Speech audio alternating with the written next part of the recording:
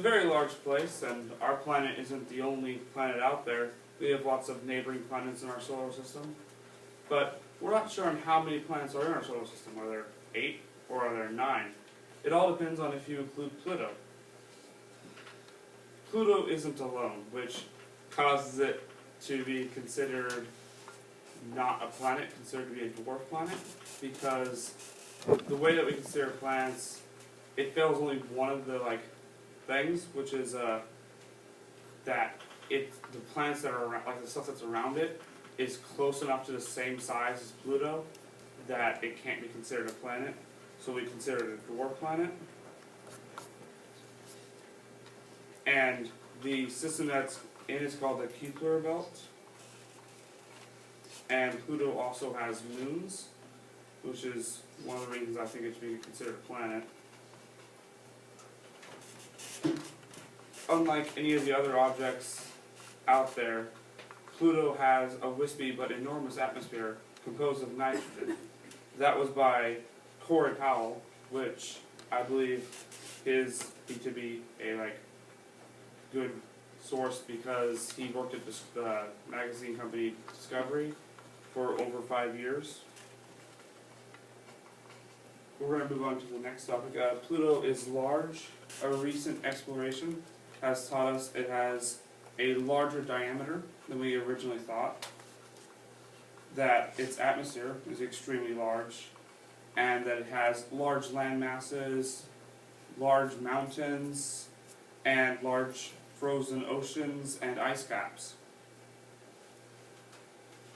With a true diameter of 1,476 miles, this measurement definitely establishes Pluto as the largest of the small planets in the Kuiper belt. That was by Alan Stern, who was one of the researchers that sent the most recent exploration to Pluto, and he works at NASA. Pluto is very complex. It has 5 moons, and even though it does have other asteroids and moons around it, it's larger than all of them. And every time we look at Pluto, we get, with better tools, it gets more complex. Again, that was by Alan Stern. And what we can do to help people understand that Pluto's a planet is just show them maybe some diagrams, or explain to them that it's bigger than the planets around it, or stuff like that. It has 9 neighboring planets, which is another reason that it is considered to be not a planet, but it's bigger than all of them.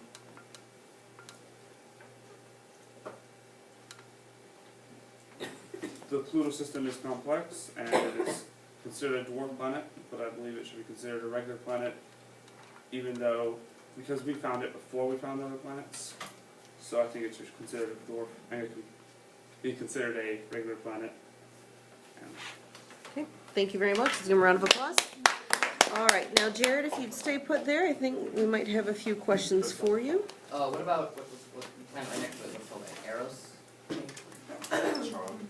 No, Yeah, it's all Charon. That's Charon. Yeah.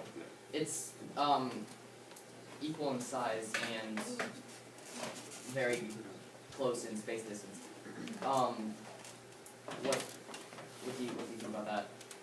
The research I did said that it was actually smaller than Pluto, but it is very close to Pluto, and when Charon actually goes past Pluto, it's still part of Pluto's atmosphere for a brief point in time.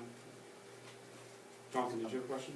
Oh yeah, would you extend the inclusion of dwarf planets like Sedna or Eris into the realm of planets? Would you say that as well?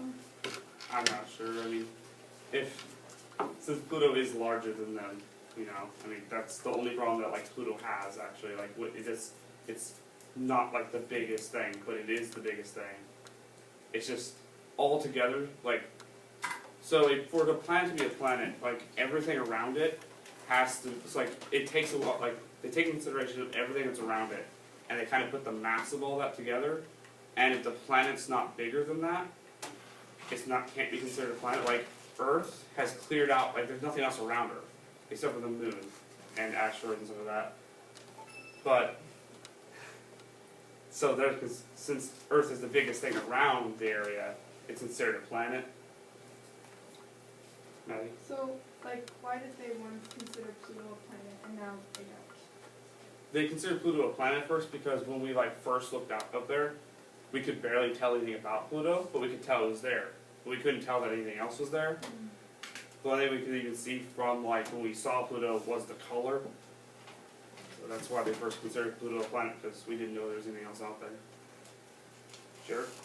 Is it common for other dwarf planets to have moons as Pluto does? Yes, they do. Okay.